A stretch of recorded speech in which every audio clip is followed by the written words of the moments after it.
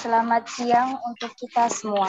Salam sehat, salam bahagia, dan selamat bergabung pada Bapak Ibu peserta webinar 9 Squad Integritas dengan tema diagnosis swab dalam kehidupan. Dan webinar ini dengan bangga dipersembahkan oleh 9 Squad Integritas. Assalamualaikum warahmatullahi wabarakatuh. Waalaikumsalam warahmatullahi wabarakatuh. Yang kami hormati para narasumber, Bapak Profesor Anang T. Puspita, Guru Besar Fakultas Teknik Pertambangan dan Perminyakan ITB, Bapak Profesor Dr. Herlambang SHM. Yang kami hormati, Master Andi Ruban, selaku moderator, Ibunda Rika Sadia, selaku ketua pelaksana. Yang kami hormati, Master Evi Miftah Faridli, selaku Direktur 9 Squad. Yang kami hormati, Master Nizamuddin, selaku Pembina 9 Squad Integritas, beserta jajarannya. Yang kami hormati, seluruh panitia 9 Squad Integritas. Yang kami hormati dan yang kami banggakan, Bapak Ibu seluruh peserta webinar pada pagi hari ini. Untuk mempersingkat waktu, perkenalkan saya Febi Ananda Putri sebagai MC pada webinar pagi hari ini. Sebelum memulai acara, marilah kita dengan membaca doa menurut kepercayaan dan keyakinan masing-masing. Acara selanjutnya pada hari ini kebetulan berhalangan hadir dan akan digantikan oleh Master Nizamuddin selaku Pembina 9 Squad. Untuk waktu dan tempat, kepada Master Nizamuddin kami persilahkan. Bismillahirrahmanirrahim. Selamat pagi. Pagi. Assalamualaikum warahmatullahi wabarakatuh. Waalaikumsalam warahmatullahi wabarakatuh. Yang pertama, LSD KPK nitip salam sama kita semua, terutama narasumber profesor-profesor yang hebat-hebat ini. Mereka mengapresiasi ya kepada kedua profesor ini mau turun gunung.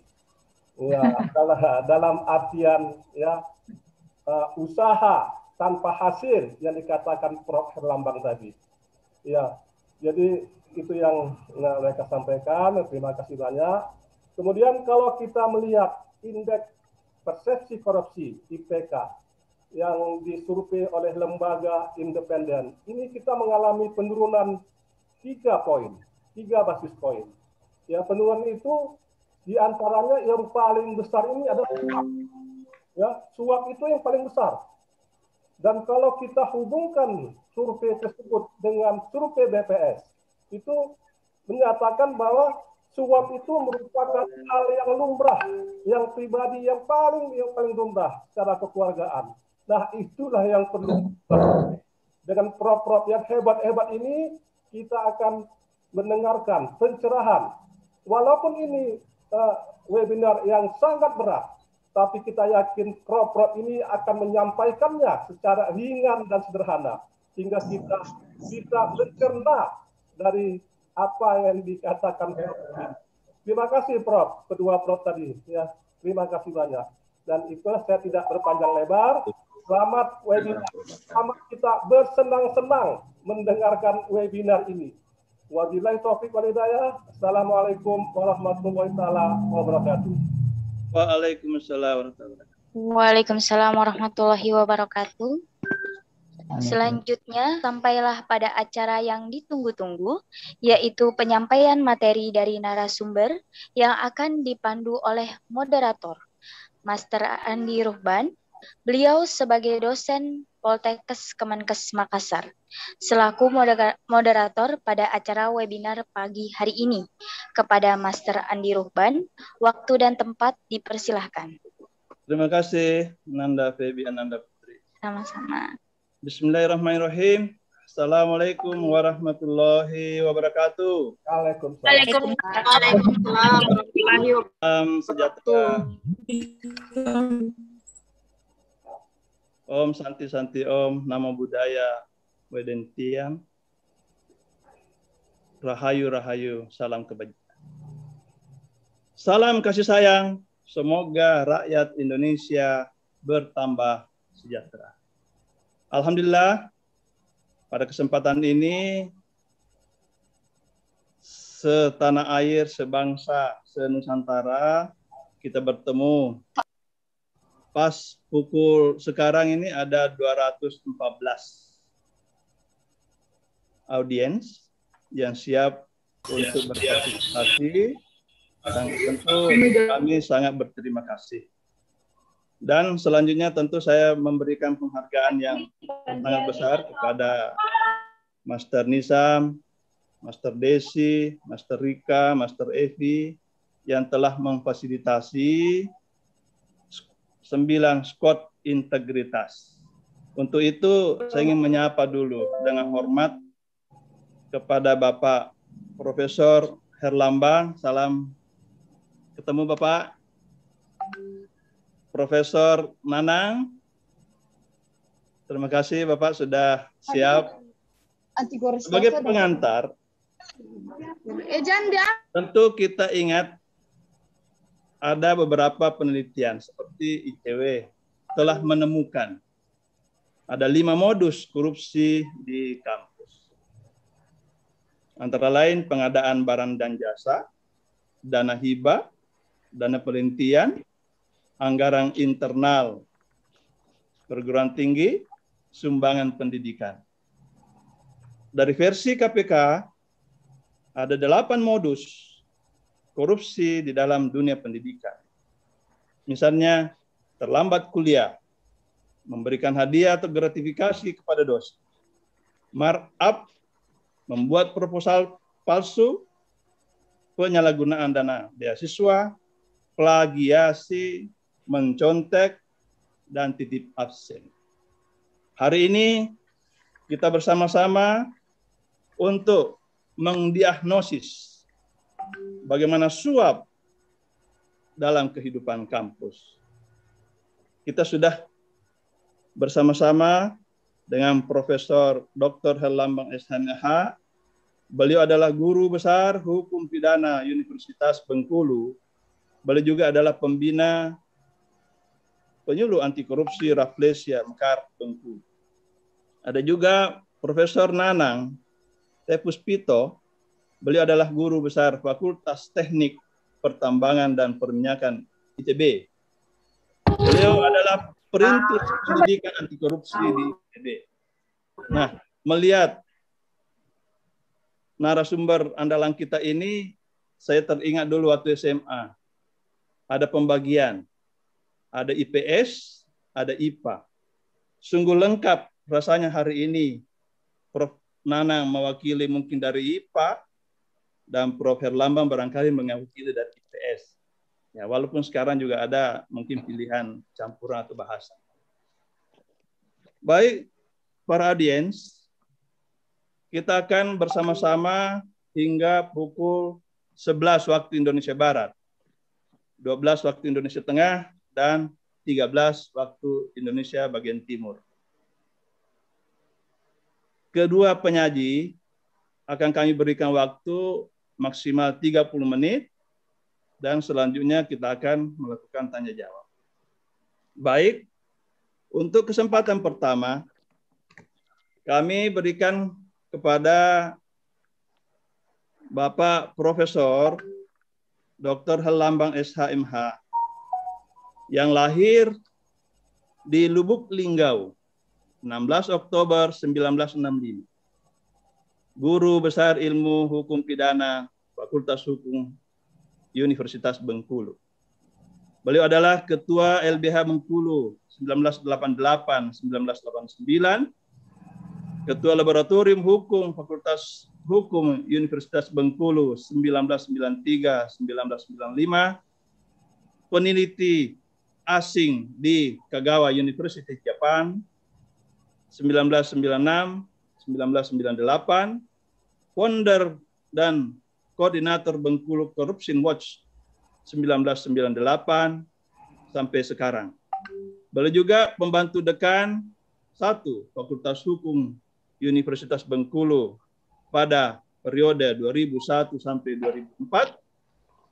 Selanjutnya dekan Fakultas Hukum Universitas Bengkulu 2004-2008 dan 2008 hingga 2012.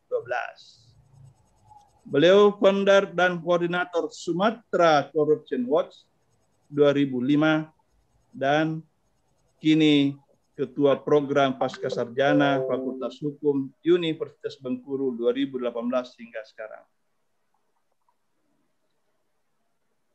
Prof. Herlambang. Ya, Assalamualaikum warahmatullahi wabarakatuh. Kami berikan waktu kepada Bapak, Prof, sampai maksimal 30 menit. Silahkan, Prof. Baik, terima kasih. Assalamualaikum warahmatullahi wabarakatuh. Selamat siang, selamat pagi, ya masih pagi, dan kalau KPK itu bilang selamat pagi terus. Mudah-mudahan kita selalu semangat terus ya, memberantas korupsi ini. Iya, jadi ini usaha tanpa akhir. Tapi yakinlah, insya Allah ini suatu saat kita akan berhasil. Mungkin bukan kita yang akan menikmatinya, tapi nanti insya Allah anak cucu kita yang akan menikmati buah karya kita pada hari ini. Oleh karena itu, semangat kita masih tetap kita perlukan, dan juga ridho Allah SWT itu yang paling menentukan. Bapak, Ibu, saudara-saudara para master yang budiman, yang saya banggakan, hari ini kita coba-coba artinya berdiskusi mengenai suap ini. Sebenarnya itu pernyataan itu sudah sering kita dengar, ya selalu saja dari kecil sampai sekarang itu. Apakah suara saya bisa bagus ya? Ya, Prof. Oke, baik. Bagus, alhamdulillah. Baik. Bisa, Pak. Oke.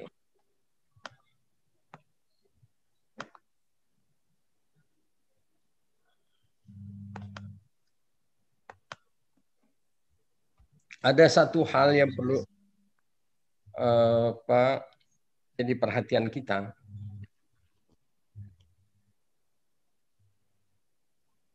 Kalau kita lihat sejarah runtuhnya suatu negara,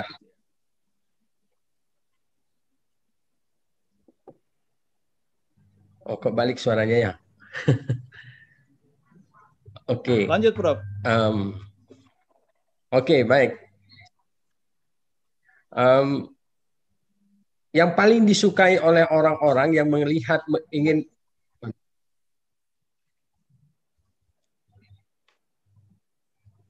Oh, kenapa berbalik suaranya ya?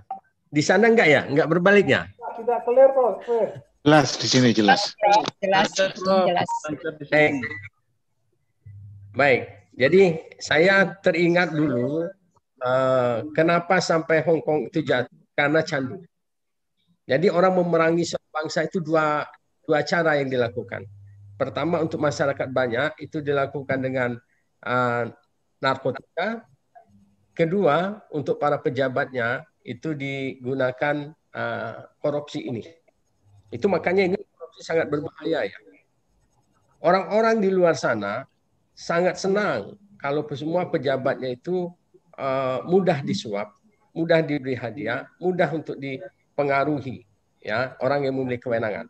Itulah asal nanti kita suatu saat akan dikuasai oleh negara-negara lain, dan kita akan menjadi jongos di negeri kita sendiri. Saya teringat banyak masalah-masalah perkebunan misalnya ya. Dulu di Bengkulu misalnya, masyarakat itu adalah pemilik dari lahan. Ya, lahan perkebunan, kemudian masuk pemodal, lahan mereka yang mereka miliki itu kemudian diganti rugi, ditanami, dan kemudian mereka yang tadinya jadi pemilik sekarang jadi pekerja. Itu semua terjadi kalau kita biarkan saja. Ini juga akan terjadi pada negara kita. Ya, oleh karena itu terima kasih saya kepada panitia yang sudah mengangkat isu suap ini. Karena suap itu adalah alat yang paling efektif untuk mempengaruhi pengambil kebijakan, artinya orang yang mempunyai kewenangan. Sekarang ini kita memang sudah, kalau dulu zaman dulu itu kan hanya sebagian orang saja yang melakukan korupsi. Ya, kalau sekarang ini sudah jadi pandemik, ini lebih berbahaya dari COVID-19. Kalau kita lihat data-data KPK, korupsi ini sudah masuk dalam seluruh kehidupan masyarakat dan dilakukan oleh seluruh komponen masyarakat. Itu luar biasanya. Dilakukan oleh seluruh komponen masyarakat dan masuk jalannya dari seluruh komponen yang ada. Sampai kalau kita lihat ya, Bapak Ibu sekalian, dengan istilah baru, suap itu disebut dalam kaitan money politik, itu hampir rata di seluruh Indonesia. Ya, orang yang ingin menjadi pemimpin dalam tanda kutip harus memberi suap kepada para pemilihnya. Dan itu sangat masif. Ya. Dan ini nanti pasti menghasilkan pimpinan yang dalam tanda kutip tidak amanah. Dan pemimpin yang tidak amanah pasti itu suatu saat akan merusak bangsa Indonesia. Artinya seluruh sampai orang-orang di desa, orang-orang tua, muda, ya, sepuh pada saat pilkada itu memang jadi sasaran untuk suap. Nah, makanya penting kita bicara suap ini pada hari ini. Terima kasih ya. Tadi sudah banyak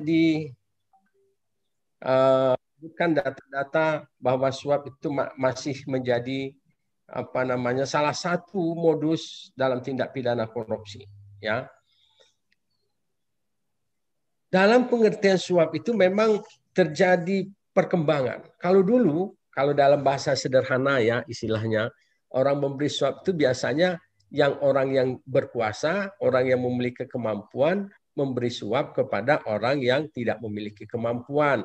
Dalam bahasa sehari-hari yang menyuap itu biasanya ibu menyuapi anak, itulah ya. Atau juga adalah artinya yang dulu para pengemis itu disuapin. Jadi orang yang dalam tanda kutip memiliki kemampuan menyuap orang yang tidak memiliki kemampuan. Tapi sekarang itu berkembang menjadi terbalik ya. Ya, orang yang justru orang yang memiliki kewenangan kemampuan yang disuap. Nah, jadi kebalik ya. Nah, suatu saat nanti yang terjadi adalah orang yang memiliki kemampuan dan orang yang lemah itu sama-sama memberi suap dan menerima suap. Wah, itu mutasi luar biasa ya. Ya, jadi sekarang ini tidak tahu lagi siapa pelaku dan korban suap itu. Karena kedua-duanya ini yang sedang terjadi sekarang, ya. Dan itu kayaknya dianggap sesuatu yang wajar, ya. Bahwa tidak mungkinlah kalau kita lihat misal untuk pegawai negeri, ya. Dulu orang menganggap untuk jadi pejabat tertentu memang sudah lazim memberikan suap. Nah, pertanyaannya ada suap dalam pengertian hukum, ada juga suap dalam pengertian sehari-hari. Kalau kita katakan yang kita ingin larang dulu, saya ambil contoh sendiri, kita diskusi saja. Di dalam Undang-Undang Pilkada dulu disebutkan bahwa money politik kalau memberi uang itu adalah money politik. Tetapi sekarang kalau jumlah 60.000 atau 50.000 memberikan bentuk barang pada saat kampanye itu bukan suap. Nah, jadi ada perkembangan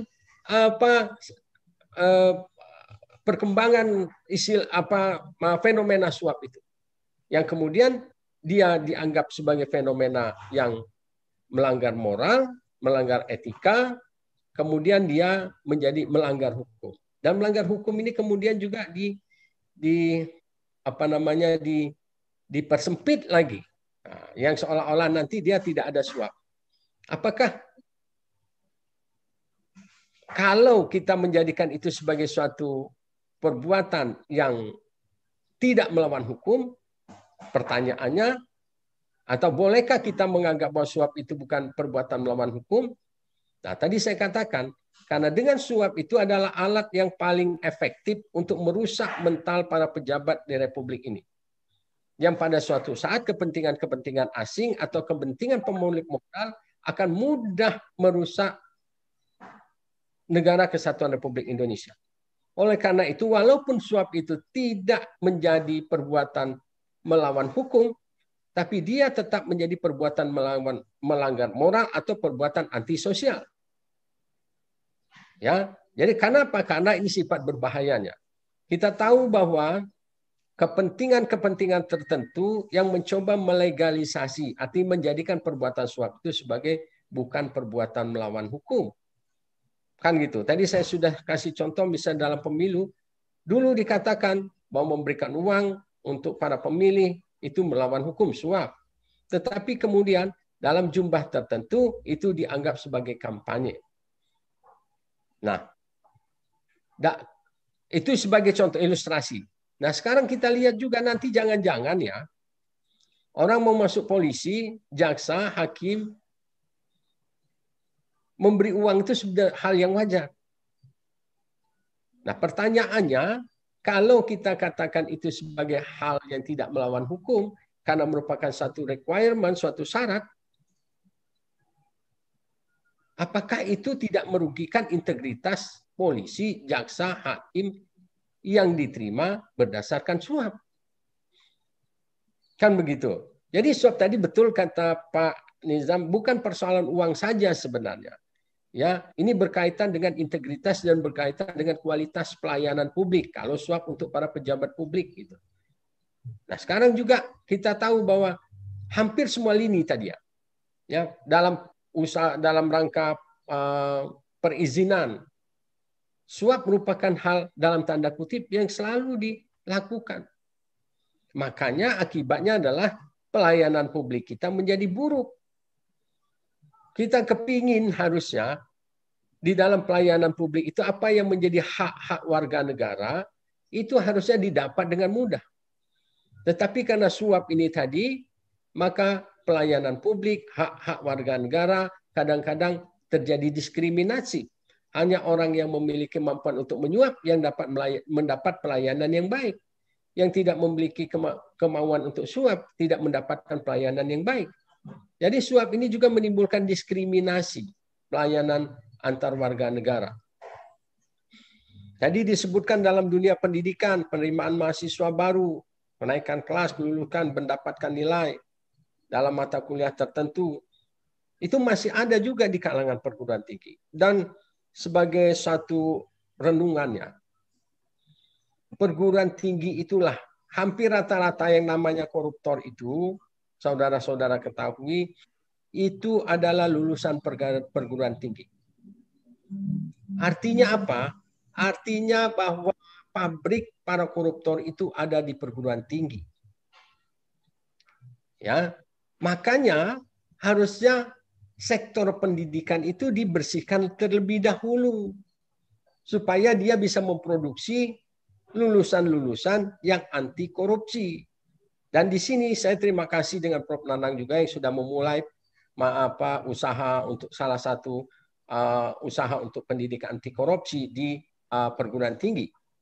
Karena ini penting untuk menghapus dosa kita lah, para pendidik ini.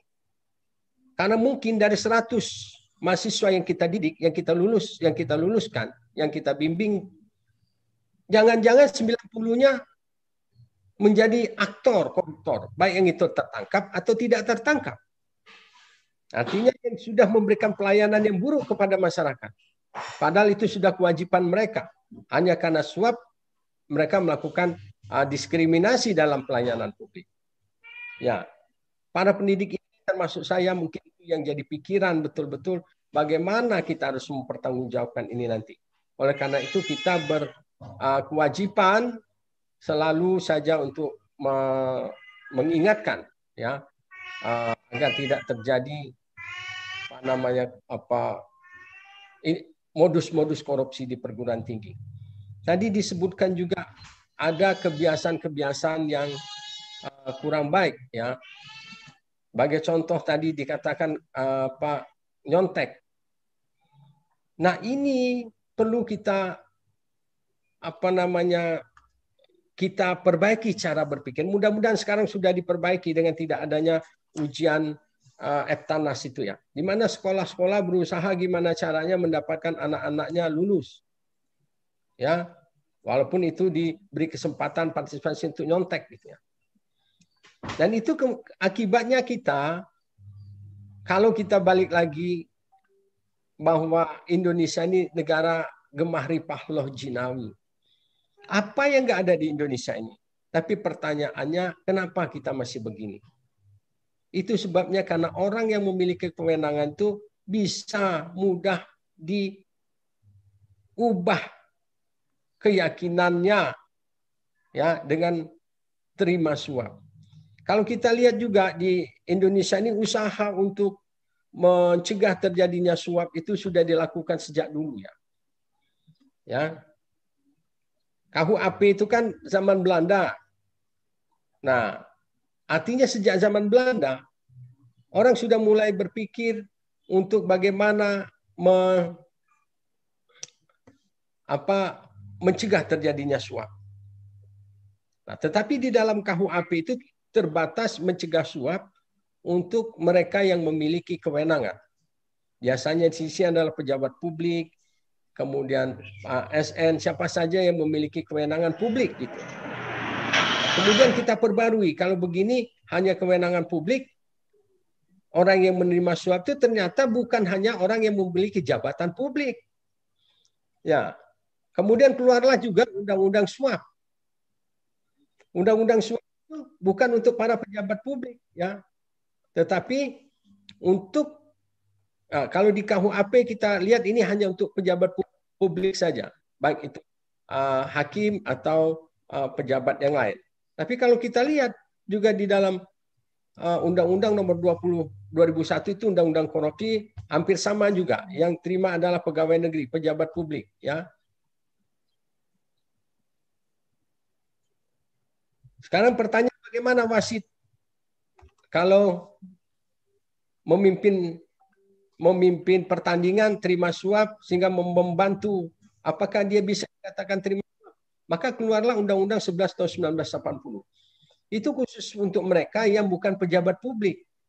Dan inilah celakanya di Indonesia. Ini siapa saja yang diberi kewenangan, Hansip pun kadang-kadang karena diberi kewenangan untuk menjaga, mengatur orang antri, dia juga dikasih rokok untuk suap. Hansip saja gitu loh.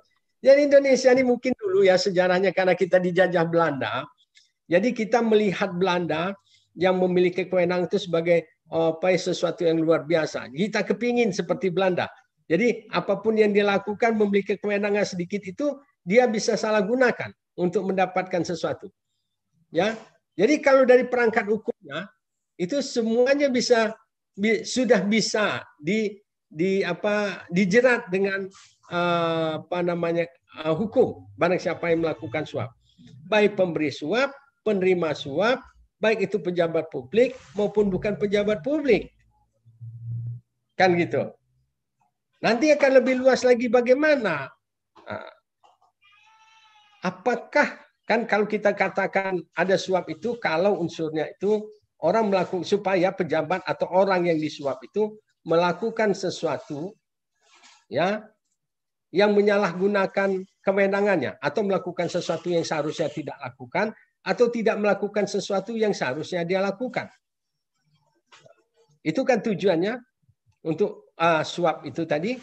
Nah, pertanyaannya sekarang tadi saya katakan di perguruan tinggi. Bagaimana di perguruan tinggi ini? Saya kira di perguruan tinggi selain dari undang-undang yang diatur itu juga kita mengenal adanya juga kode etik. Nah, kode etik itu juga sebenarnya mencegah terjadinya suap ya kepada dosen sebagai pemilik kewenangan gitu ya. Kadang-kadang makanya dibuat sedemikian aturannya, kalau ada ujian mahasiswa boleh melihat berkas ujiannya, bisa menilai, bisa transparansi atau good governance university itu semua. Jadi ada ukuran-ukuran indikator supaya semuanya itu tidak menutup kemungkinan terjadinya suap. Sampai yang hal-hal kecil juga. Apakah ujian boleh mahasiswa bawa konsumsi, bawa air minum? Nah, kan begitu. Ini masalah kebiasaannya. Kalau di Indonesia ini katanya ya, kalau belum ada konsumsi itu belum ada acara. Kalau zaman dulu tidak ada seminar tanpa konsumsi. Jadi apa saja itu harus ada konsumsi. Yang jadi kalau ada anggaran, maka anggaran yang besar itu adalah anggaran konsumsi. Snack pagi hari, makan siang, snack sore. Jadi itu ya. Tapi di pengalaman di negara lain, ternyata bahwa orang bisa lakukan ini tanpa harus mengeluarkan uang. Kan gitu. Ya, ujian segala macam. Tadi saya katakan dalam kaitan ujian skripsi, ujian. Itu semua mungkin ya, sebagian besar sekarang perguruan tinggi sudah tidak ada lagi seperti itu. Nah, juga dalam pemilihan pimpinan perguruan tinggi, jangan-jangan itu juga terjadi kan begini. Karena sistemnya sekarang, jadi kita urailah bagaimana kemungkinan terjadinya di perguruan tinggi ini ya. 35% suara itu ada pada menteri. Jadi walaupun dia suara senat di perguruan tinggi itu mayoritas memilih seorang, kalau menteri minta 35% dan itu masuk kepada seorang, dia lah yang jadi rektor. Pertanyaannya untuk mendapatkan suara menteri itu bagaimana? Nah, kembali lagi. Jadi memang ada peluang-peluang suap ya yang terjadi, dan saya katakan orang mencoba melegalkan atau menyatakan bahwa suap itu bukan perbuatan melawan hukum, tapi perbuatan antisosial atau perbuatan moral. Nah, sekarang kita gerakan pendidikan anti korupsi itu sebenarnya masuk kepada gerakan moral, gerakan sosial. Nanti kalau suap sebagai perbuatan melawan hukum itu urusan aparat penegak hukum. Tapi kita perlu kasih tahu kepada anak didik mana perbuatan suap itu, ya, karena perbuatan suap itulah yang saya katakan tadi, yang pada suatu saat itu akan membuat buruknya pelayanan publik dan akhirnya nanti juga mudahnya masuk pengaruh negara asing kepada Indonesia. Dan kemudian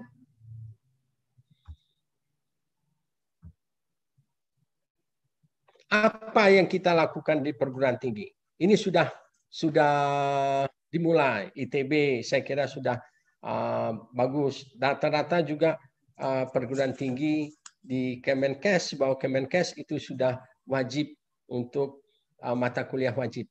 Itu sebagai salah satu jalan pintu untuk masuk, kita ikut serta, ikut campur di dalam upaya untuk mencegah terjadinya korupsi ini.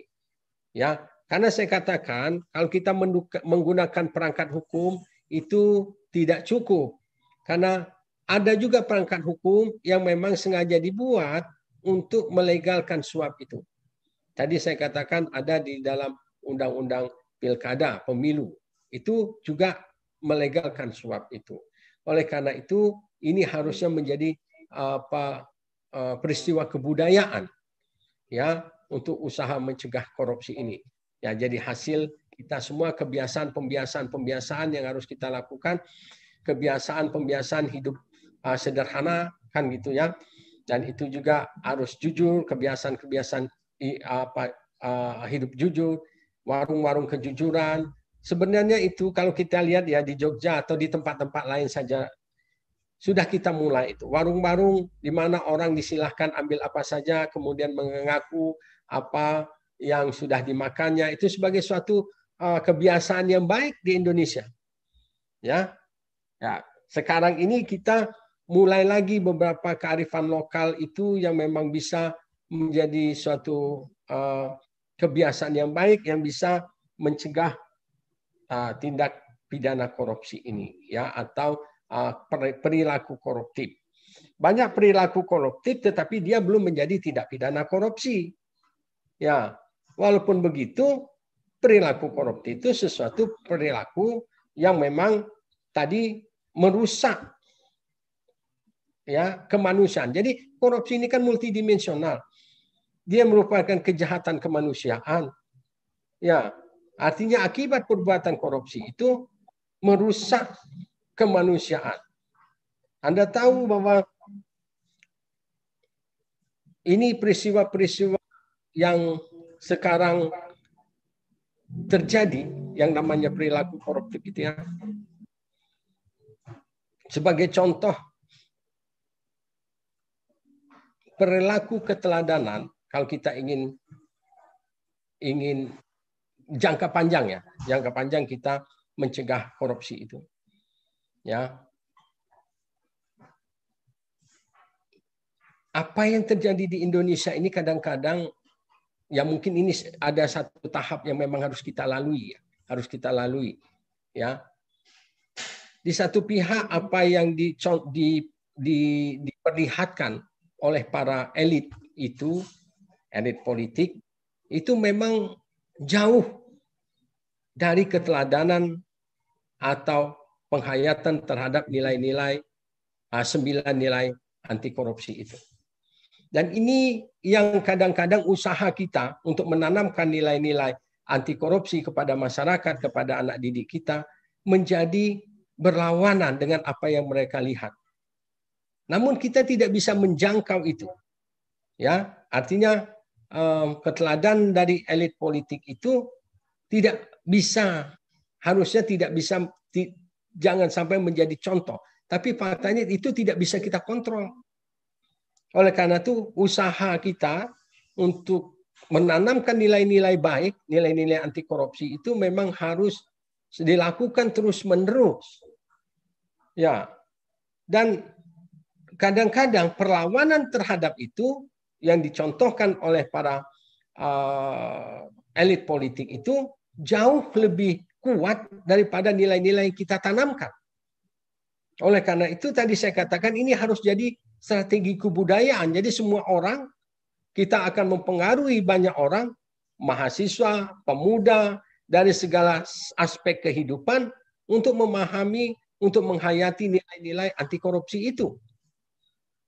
Memang yang utama adalah dunia pendidikan. Ya, dalam tanda kutip pendidikan, kalau kita bicara pendidikan perguruan tinggi itu hanya sebagian. Ibu Desi dan yakin saya para master semua sudah mulai masuk di beberapa daerah, sudah mulai masuk dari pendidikan SMA, SMP, SD, itu makanya saya katakan itu harus masif kita lakukan. Dan saya alhamdulillah artinya kita semua sekarang bersatu padu. Dan upaya ini memang harus dilakukan bersatu padu di seluruh Indonesia. Sehingga ini bisa mempengaruhi kebijakan khususnya di bidang pendidikan, baik itu mulai dari SD, SMP, SMA, yang kewenangannya berbeda-beda ini. SD, SMP di wali kota, SMA di gubernur, kemudian perguruan tinggi di kementerian. Jadi kewenangan berbeda-beda, jadi strateginya juga berbeda-beda. Kita lakukan itu saja, walaupun itu saya katakan tidak cukup. Tidak cukup. Ada orang yang tidak mengenyam pendidikan, yang memang juga terpapar nilai-nilai korupsi itu. Sebagai masyarakat kita kan sudah pragmatis nih. Nah, kepala desa, ini banyak sekali kepala desa yang sudah juga menjadi tersangka dalam tindak pidana korupsi. Ke depan, saya katakan bagaimana kalau kita seperti RT misalnya, ketua RT. Ketua RT itu tidak digaji pemerintah. Kalau dia ngurus urusan kita, apakah kalau kita memberikan sesuatu itu juga suap? Nah, maka itu juga harus kita dari kita harus dari perancangan norma kita harus juga mulai ya memilah-milah mana perbuatan yang kita katakan suap maupun bukan yang suap. Tapi yang jelas perbuatan suap itu walaupun dia tidak melanggar hukum, dia adalah antisosial dan dia adalah perbuatan melanggar moral. Karena tujuannya adalah merusak integritas orang. Orang melakukan sesuatu yang seharusnya tidak dia lakukan atau tidak melakukan sesuatu yang harusnya ia lakukan. Inisiatifnya ada pada orang yang memiliki kepentingan. Berbeda dengan pemerasan. Kalau pemerasan itu inisiatifnya ada pada orang yang memiliki kekuasaan. Nah, atau gratifikasi. Gratifikasi itu terjadi orang sudah melakukan sesuatu sesuai dengan kewenangannya, dan setelah selesai melakukan kewenangan itu, ada orang yang dalam tanda kutip memberikan hadiah berterima kasih. Apakah itu juga akan kita katakan, artinya di after, setelah melakukan suatu perbuatan yang menjadi kewenangannya.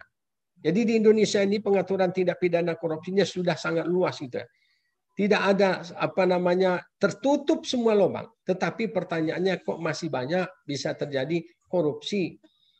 Nah, karena apa? Karena orang menganggap ya korupsi itu sebagai hal yang tidak penting dibicarakan, atau justru menganggap bahwa korupsi itu hal yang wajar terjadi. Kasusnya begini ya. Ada kepala Bupati Kudus. Bupati Kudus itu sudah terjadi terpidana, keluar dari penjara, kemudian kembali lagi mencalon, menang. Apa artinya? Masyarakat kita menganggap itu bukan masalah. Waktunya kita tidak tahu ada lagi, penyakit Prof. ini.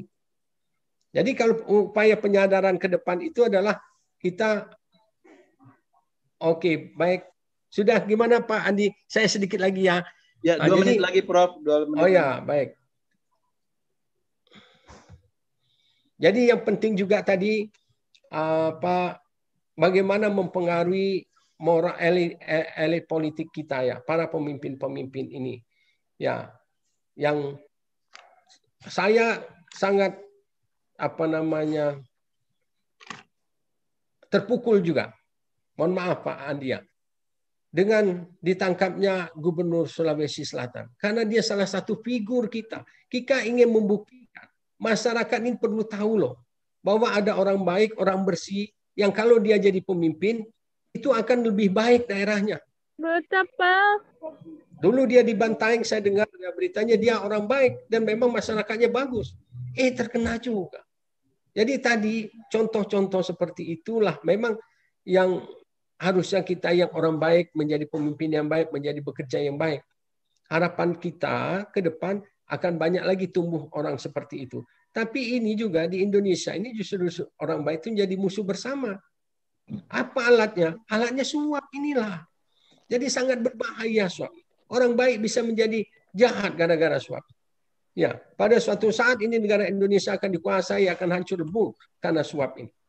Maka sekali lagi saya katakan, suap ini walaupun dia tidak bertentangan secara hukum, dia merupakan perbuatan antisosial, dia merupakan perbuatan amoral. Makanya harus kita cegah, ya, perangi suap ini, sehingga Indonesia ini menjadi lebih baik lagi.